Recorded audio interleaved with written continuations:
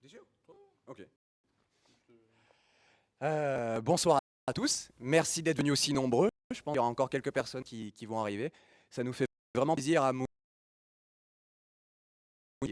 partie de l'organisation des meet-up et même que vous soyez venus aussi nombreux. C'est vraiment agréable, ça fait plaisir de voir que le travail bénévole qu'on fait vous intéresse, que les sujets vous intéressent et que vous avez envie de venir les voir. Je pense qu'on est dans un cadre aussi. Il y aura des bonnes boissons et des bonnes pizzas à volonté. Désolé pour ceux qui sont de l'autre côté de l'écran. On vous aime, on pense à vous, mais n'hésitez pas à venir aussi la prochaine fois si vous le pouvez, bien sûr. Et à ceux qui sont bien plus loin que la région Auvergne-Rhône-Alpes, on vous fait des bisous. Du coup, 26e meet-up, ça passe, sur un très bel agenda. Hein, la journée appartient, ou la soirée appartient à ceux qui ont un bel agenda, comme on le dit. L'agenda de ce soir, le petit brief, comme d'habitude, sur l'actualité, sur ce qui va suivre, sujet et ce qu'on a un peu de pipe. Ce soir, deux témoignages de deux clients différents. Mister Temp avec Faye ici présent, qui va commencer le premier témoignage autour du serverless et du rôle d'expérience justement de Mister Temp dans l'utilisation des technologies et des services AWS serverless. Puis suivra Léon Gross, qui va arriver prochainement, mais qui est pris dans les champs. Donc témoigner également sur une application, une moderne app serverless qu'il a mis en place. Et ensuite, pizza et boissons à volonté. Dans le pipe des sujets, merci Mounir pour la transition, on a du coup l'architecture utilisable avec Building Blocks. Il me semble que c'est Fabrice. C'est Fabrice Dogan, je répète ce que Mounir a dit juste pour le micro et ceux qui n'auraient pas entendu. C'est Fabrice Dogan qui va présenter ce sujet au prochain meet-up. Bienvenue et bonsoir, installez-vous. Encore du monde qui arrive, vous voyez. Donc, allez, passe devant l'écran, ça montre impeccable, comme ça qu'il y a du monde qui arrive. Magnifique. De passer de 1 à 1000 VC, même pas peur, l'épisode 2, parce qu'il y avait une première version, c'était Mohamed qui avait présenté la première version. Donc on aura le retour là-dessus. Et sur la partie sécurité, on va voir Christophe Le Tréant qui pense pouvoir faire un sujet sur de la sécurité sur AWS. On n'a pas encore un sujet bien précis, mais voilà, dans le pipe, on en discute pour les prochains meet-up.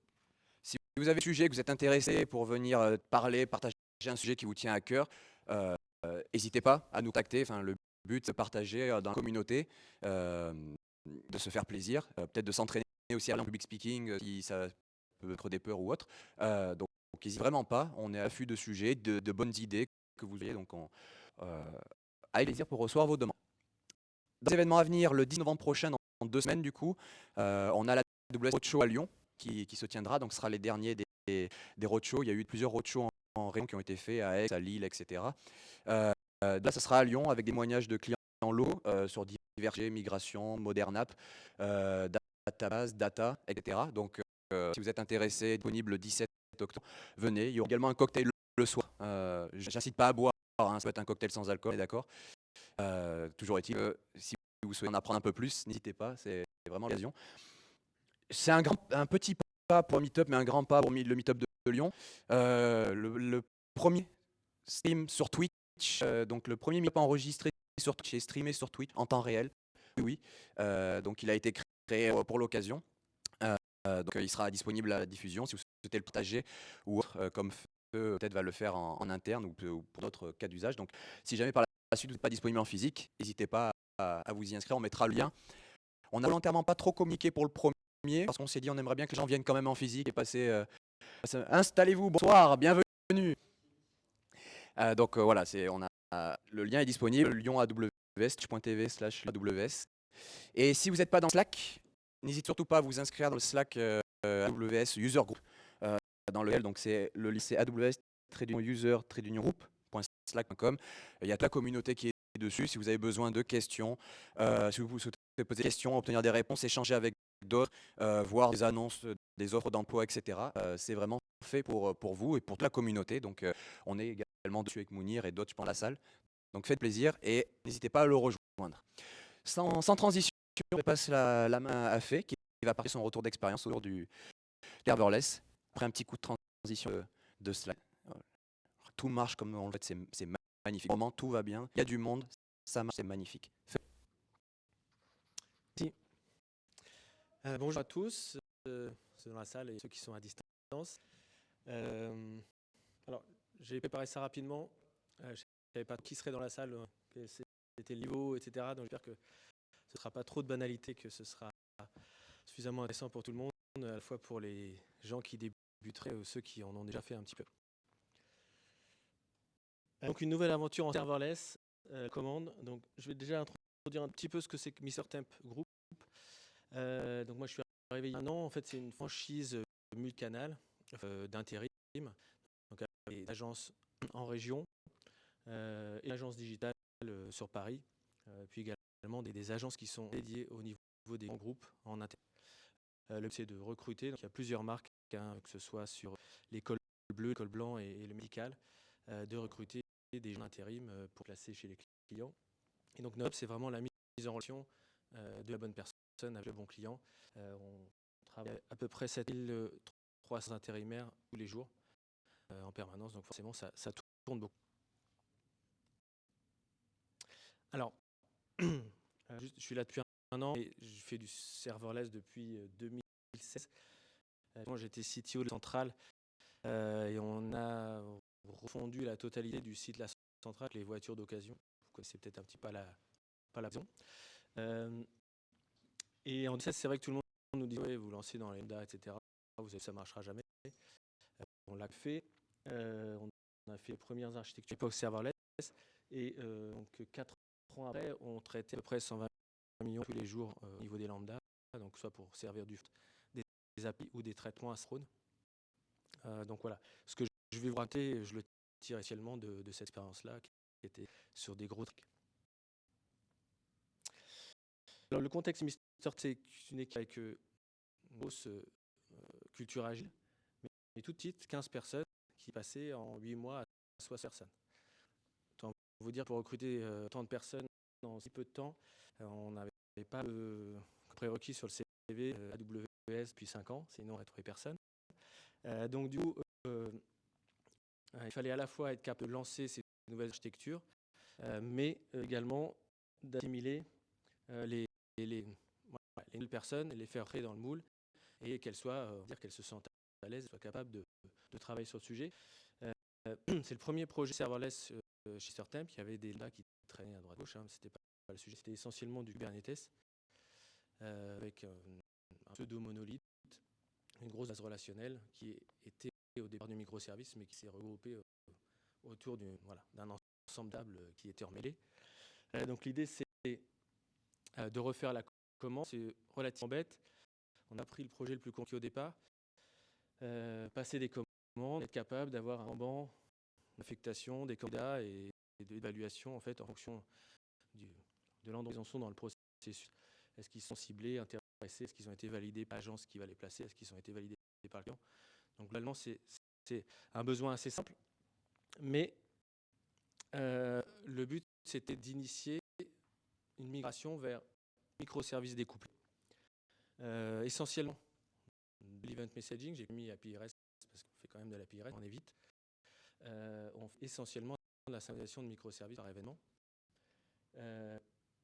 Plutôt NoSQL, alors je commence à vieillir, j'ai remarqué que quand on donnait une relationnelle à des développeurs, ils avaient tendance à rajouter des choses et en faire un gros nœud. Avec des NoSQL, c'est beaucoup plus dur, donc ça prévient tout le monde de s'exciter. Et surtout de passer tout en infra code à 100% entièrement géré avec de la CI/CD manuel, et surtout que les microservices se déploient vraiment de façon sans aucune douleur et géré quasiment instantanément. Alors, globalement, ce qu'on utilise nous, c'est forcément tout ce qui est autour des gateways de lambda, donc la partie derrière la gestion. Vous verrez, on a choisi un middleware qui s'appelle MIDI, qu'on trouvait relativement, qui est assez bien. System Function, Dynamo et toute la queue, toute la partie, on va dire, standard de gestion de messages et de broadcast de messages. Puis on est vraiment que sur de l'AWS pour faire la ICD, à part gestion de source, ce qu'on ne fait pas sur AWS parce que voilà, code, c'est pas terrible. Mais sinon, sur le reste,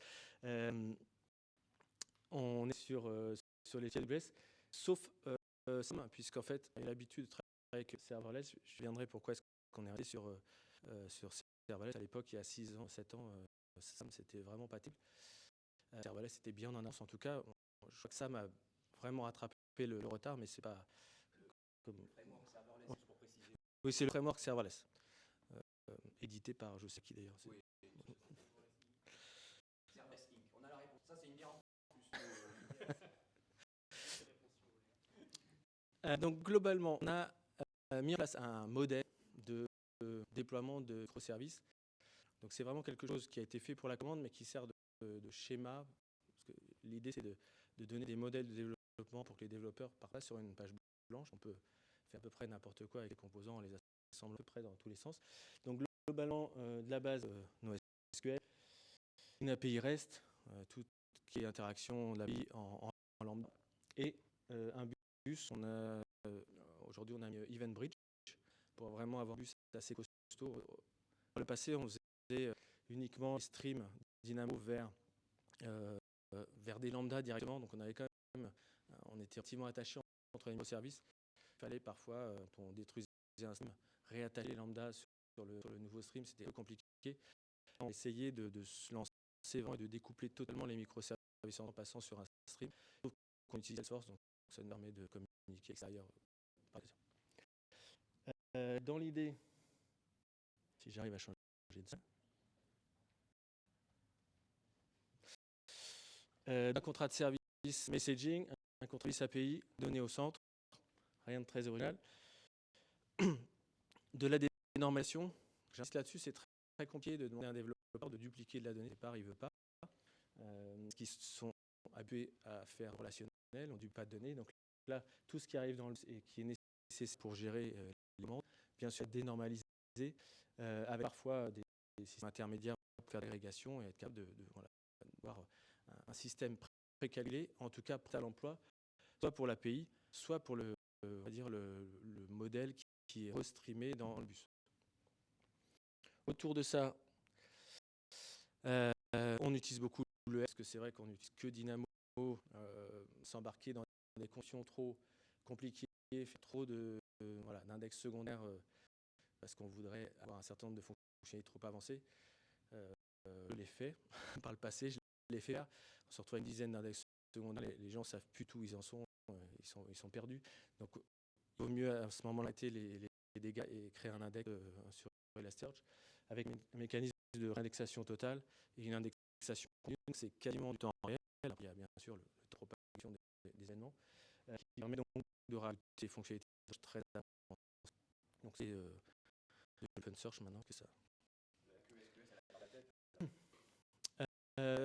Alors oui.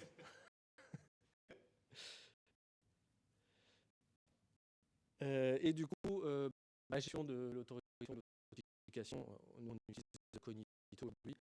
Je dirais que ça permet de rapidement le streaming du data lake. Nous on a Snowflake, on passe par du S3 pour donner à disposition les données sur Snowflake. Avec du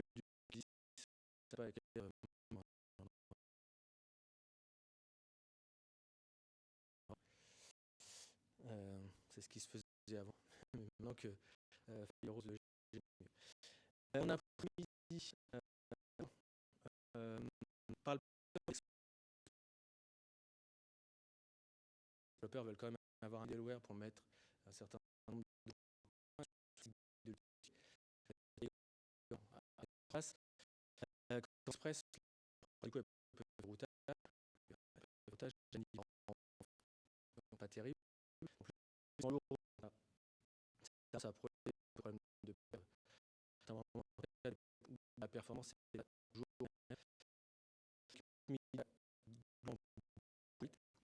permet de se faire la gestion des boleurs ou après c'est et c'est ça tout pour l'instant on a fait mais ça donne vraiment c'est pas trop compliqué à prendre en main donc c'est pas mal. Alors il faut dire que on met que du TypeScript donc j'ai pas je vous dire pour le développement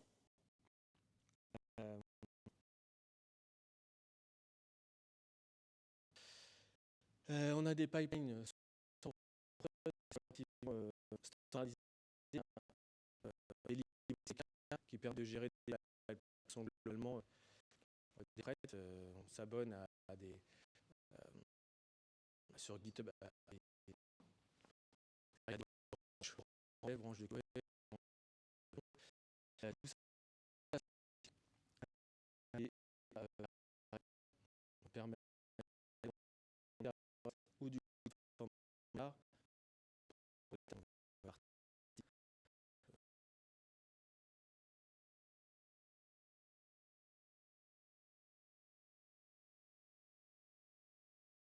code qui est géré par serveur. Le fait que ça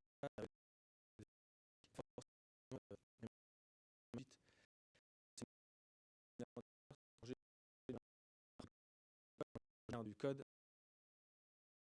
ça va être un peu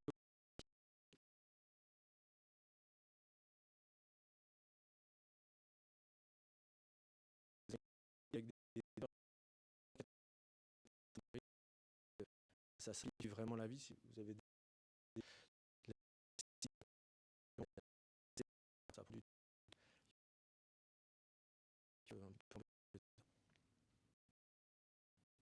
donc les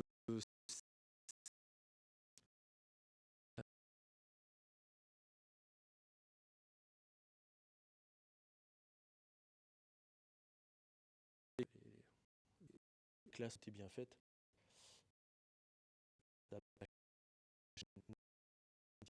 Quelques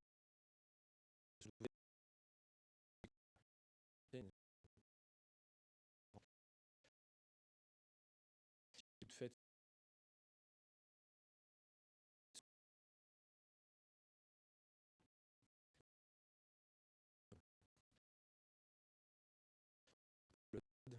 pour ceux qui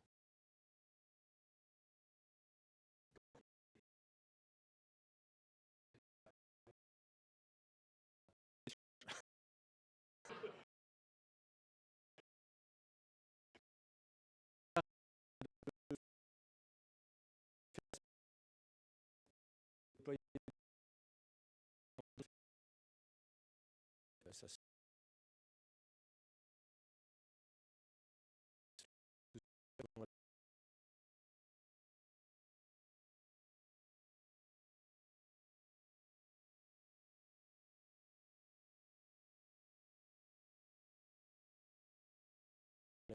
autant garder la même chose parce que ça permet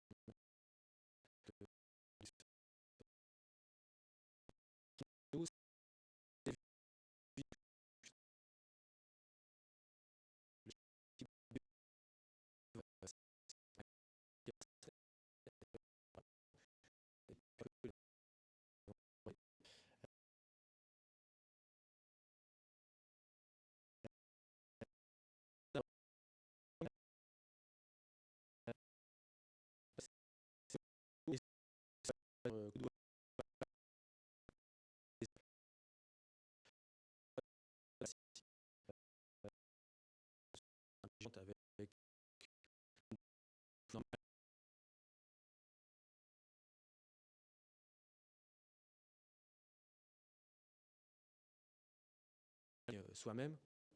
Derrière, on abonne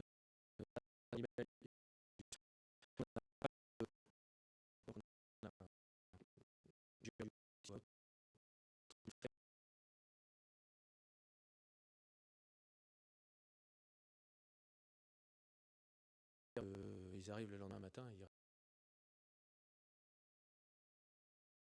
sur le bug. Sur l'application et les franchises ne travaillent pas la nuit, donc c'est pas utile. Et sur le reste, on a bien sûr une couche d'APM avec soit des agents pour les installer, soit les nous on a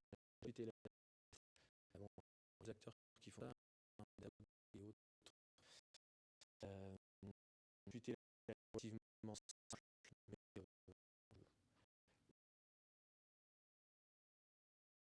c'est pas partie des choses, on avait déjà ça avant. C'est pas partie des choses que on a mis en cause depuis 6 mois. euh, on a gardé la suite et la stabilité.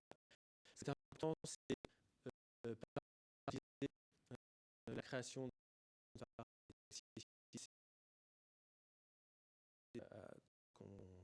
qu'à la main, il faut être capable de se partir à l'arme, retirer en fonction comme message. Donc voilà, ça avec du clou de front. Je vous ai pas parlé, on a un clou de front, lambda, tout ce qui est pression sur Elasticsearch. Aussi, si vous avez Elasticsearch, vous avez un petit custom à la trappe qui tournait. Ça arrive tout le CPU de toutes les machines. Vous prenez même Linux.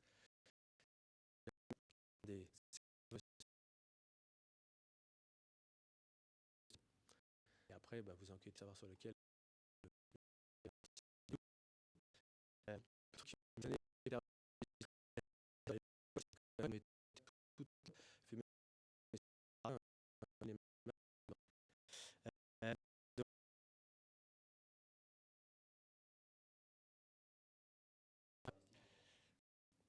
Exactement.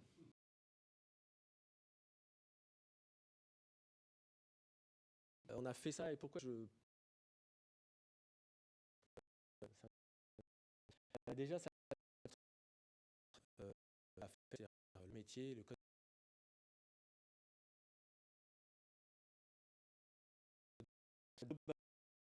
beaucoup moins cher. Le nombre de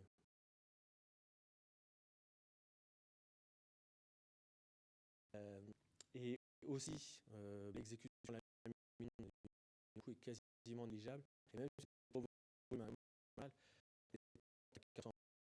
faisait des œufs et des serveurs aujourd'hui par mois je crois. C'est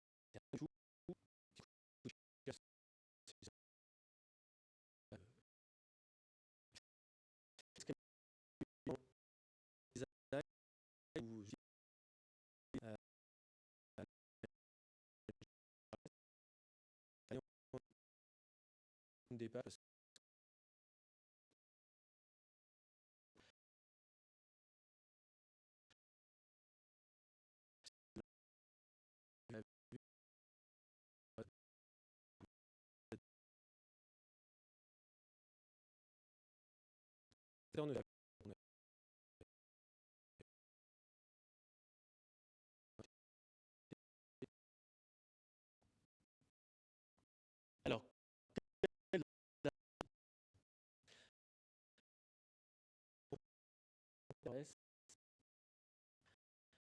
alors c'est que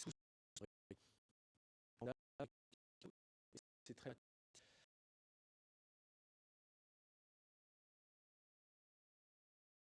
gestion de queue à côté avec un machin, etc. Il faut dire non.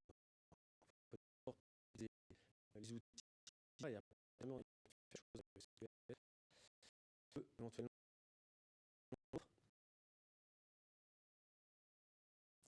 s'accrocher. Et les lambda sont faits pour tous les types de traitements. En tout cas, on disait non mais c'est ça met des fichiers, des trucs. En fait, pour faire, ça peut tout faire. Il y a que très sont à mon avis citant des malades.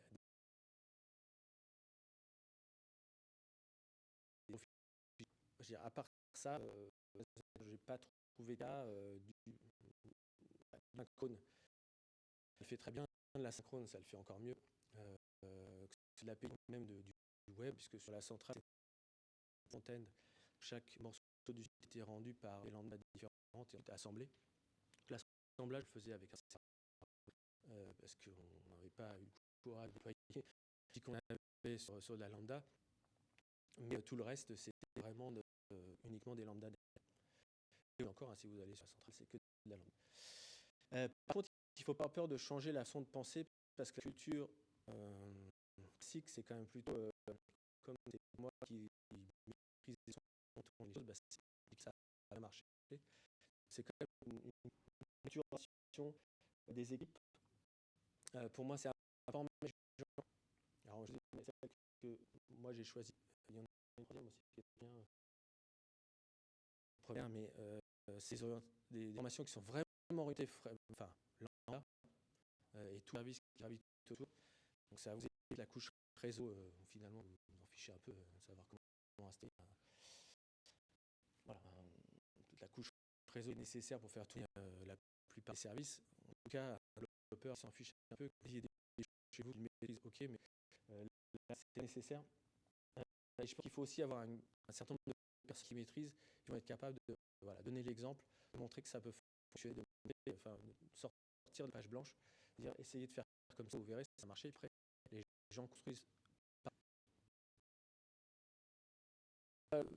pas les ça, c'est vrai que nous on n'a que des nouveaux et on a réussi à passer après 5% des équipes maintenant de faire. Et un autre point pour moi, c'est d'avoir un outil de schéma, c'est l'utilité. Si jamais vous en cherchez un qui fonctionne plus bien sur des suites Atlassian, vous n'avez pas un plan d'assemblage, c'est difficile de décoder la façon dont le code peut se plonger dedans, mais voilà, la synthèse de comment c'est fait, ce qu'on va trouver, et puis après les gens peuvent plonger dans le code, comment est-ce qu'on fait la recherche, comment on fait le groupe. Donc pour surtout si vous faites du microservice, vraiment vous avez beaucoup de choses. Si vous avez pas de schéma, vous êtes un peu perdu. Le deuxième, c'est de taguer les ressources.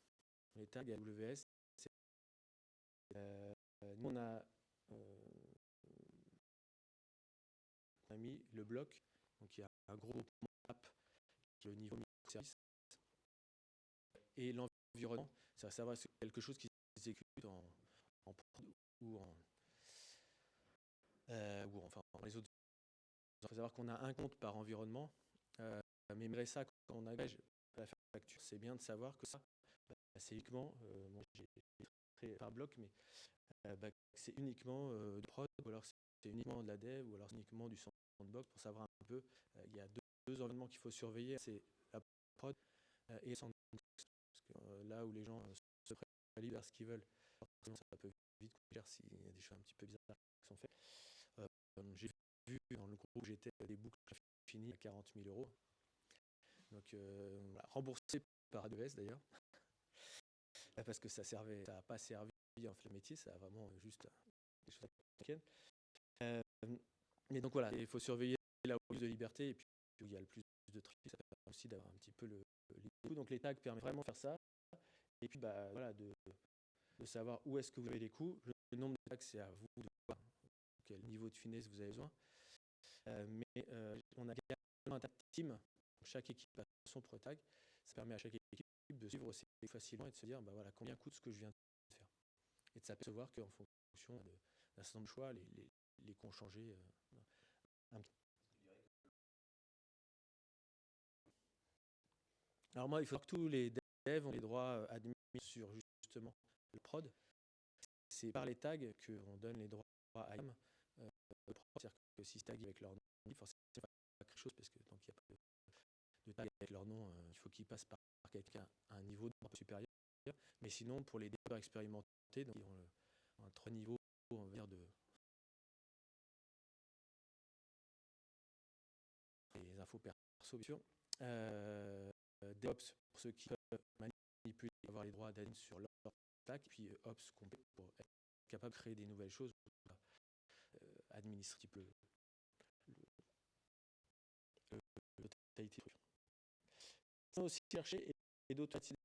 Si vous voulez gérer tout ce qui est tagué avec une appli, si c'est bien tagué, ça permet de le faire avec un script ou des outils qui sont très bien faits. Puis aussi, ça, le tagueur, ça permet. Vous voyez, là, il y a 31 lambda déjà uniquement pour la microservice recherche. Donc, c'est bien quand on regarde uniquement mettre de order. Si vous regardez que ce microservice-là, vous pouvez rapidement les ressources. Quasiment tout est cherchable dans cet éditeur-là. Maintenant, il y a peut-être encore des qui sont moins disponibles que d'autres, je ne sais pas vous dire. Et voilà, les deux dernières choses pour moi, c'est qu'il faut faire de l'infrastructure obligatoire. Vous ne pouvez pas vous lancer sans le faire. Alors, vous pouvez coller à la main des trucs pour vérifier, ou si vous voulez faire vos droits entre la lambda et Dynamo, et que si vous faites en infrastructure, au bout de la 5 fois vous le déployez que ça ne marche pas, vous devez venir fou. Donc, vous pouvez le manipuler. Dès que c'est fini, il faut passer en code et déployer de façon autonome. Ça va permettre de changer, bien sûr, d'environnement facilement, mais ça permet aussi de repartir de base à chaque fois que vous faites un nouvel stack, ou en tout cas une nouvelle partie. Je vous dirais que si vous faites de l'E2, c'est pareil, mais bon, c'est moins le sujet. L'environnement local, c'est vrai que souvent les développeurs vont dire à la fin, oui, c'est bien les lambda, mais quand je suis sur mon poste, c'est compliqué. Donc il faut vraiment investir du temps pour se mettre en place. Il y a un certain nombre de frameworks comme serverless, mais comme ça permet de déployer des environnements d'exécution. Il faut s'attacher un petit peu à organiser ça, que ce ne soit pas un inconfort à chaque fois d'envoyer ça sur compte AWS pour faire les tests.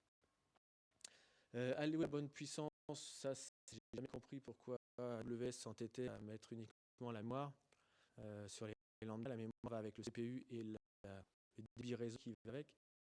Donc quand ça tourne assez vite, la mémoire est suffisante, mais il n'y a pas assez de CPU, donc il faut mettre plus de mémoire. En disant, regarde, je consomme 32K et j'ai 128 MB, pourtant ça ne marche pas. Quand on met 1 giga de mémoire, en fait, le CPU faisait que ça fonctionnait et qu'on n'a pas besoin de la mémoire.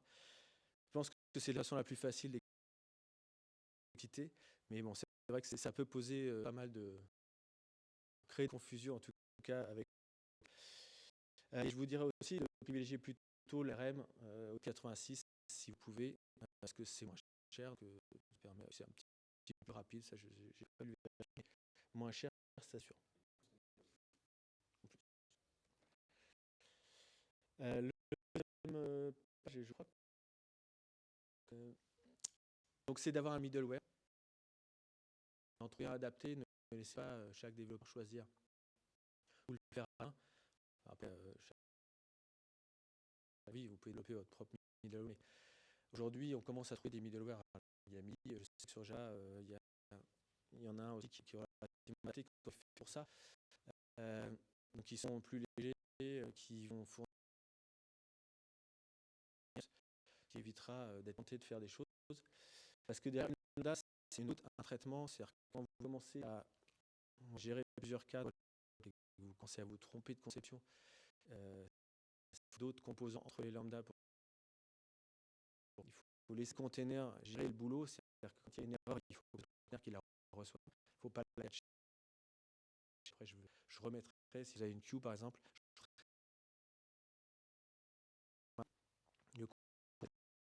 une chose, donc que ce soit la gestion des erreurs, mais aussi le scope des variables qui sont attribuées. Il y a certaines choses qui sont initiées une fois si vous mettez dans un scope, on va dire, global au niveau de la lambda. Attention, c'est un scope global. Quand il y a une variable globale, ça peut être utilisé après. Et si vous initiez une connexion à une base de données, maintenant il y a d'ailleurs une option pour créer des connexions vers RDS. Ne le faites pas à chaque fois que la lambda s'exécute, faites-le une seule fois pour l'exécution de la lambda et ça durera à peu près 1 minute ou une demi-heure en fonction de la lambda. On ne sait pas trop combien de temps ça dure. En général, c'est 20 minutes. Je vais vous donner des choses assez finales, des choses que j'ai apprises par rapport aux erreurs que mes développeurs ont pu faire au fur et à mesure. Celle-là, c'est la plus typique. On gère tout à l'intérieur, on crée une grosse lambda, puis à la fin, on renvoie un traitement qui fonctionne. Tout le monde a l'impression que ça a marché. Il n'y a aucune erreur dans le dashboard, mais en fait, c'est une erreur quand même. Donc ça, c'est pas du tout fait pour ça. Donc voilà, faites bien attention à ces dernières parties, et puis après, bon courage. On a un blog technique, donc si jamais vous voulez vous poser des questions, n'hésitez pas.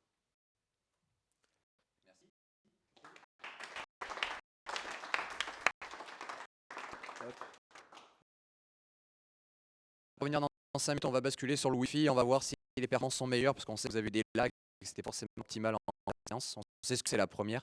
Ça justifie pas, mais quand même. En attendant, est-ce que vous avez des questions pour Fait, justement? Est-ce que ça a soulevé des questions? Ah, ouais, une fait.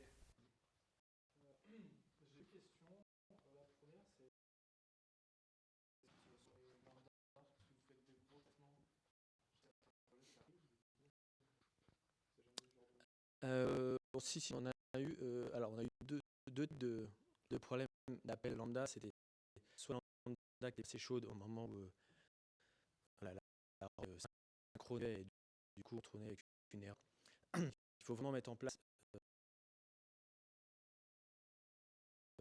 attentiel une, deux ou trois fois. Normalement, c'est vrai que si la lambda n'est pas prête, on va vous jeter, mais au deuxième appel, c'est sur une autre lambda et ça va fonctionner.